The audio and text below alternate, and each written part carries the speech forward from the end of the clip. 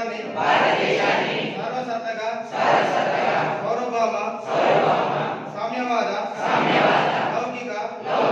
ప్రజాస్వామ్య గణతంత్ర రాజ్యాంగ సామాజిక ఆర్థిక రాజకీయ న్యాయాన్ని భావ ప్రకటన విశ్వాసము ధర్మము ఆరాధనలతో కూడిన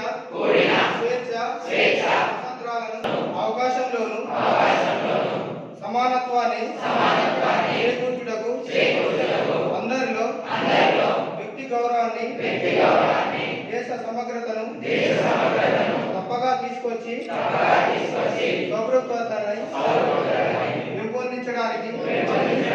సత్యనిష్ట పూర్వకంగా